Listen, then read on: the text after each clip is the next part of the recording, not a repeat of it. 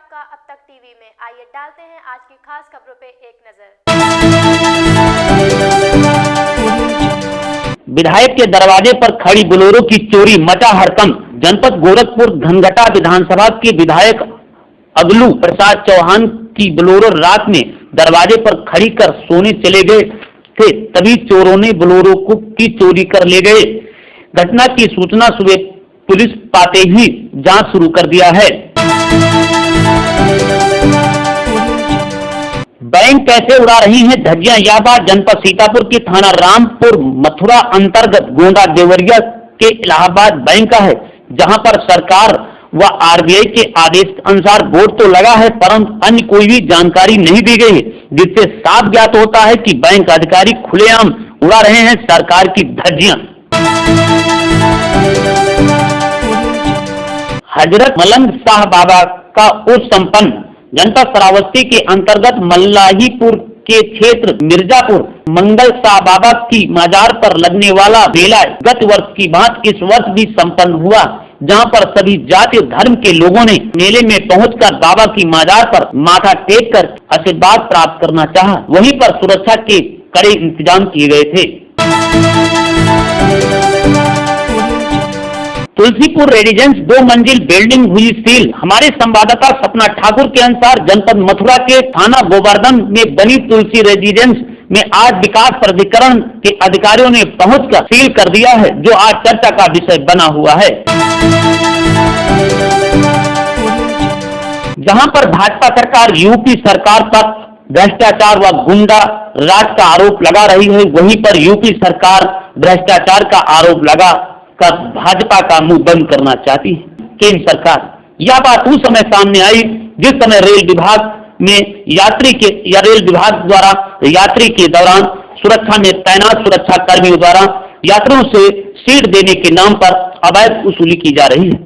वहीं पर रेल विभाग एक नई घोषणा करता है और सरकार भी एक नई घोषणा करती है कि हम भ्रष्टाचार को रोकेंगे।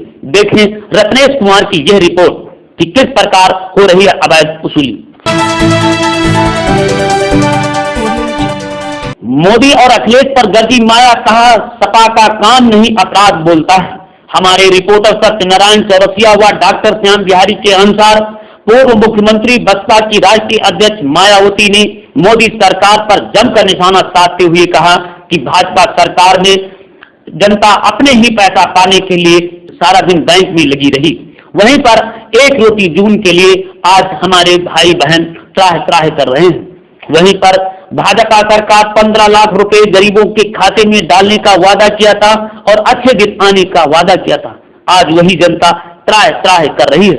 वहीं पर सपा सरकार को आड़े हाथ लेते हुए बहुजन समाज पार्टी के अध्यक्ष मायावती ने कहा, भाजपा की तरह बसपा भी सरकार दलित पिछड़ा अल्पसंख्यक विरोधी है, क्योंकि जहां पर दलितों को पदोन्नत आरक्षण को कोर्ट की आड़ में समाप्त करने का कार्य किया है, वहीं पर मुसलमानों को 15% आरक्षण देने का वादा भी भूलकर मुसलमान भाइयों के साथ अपराध किया है।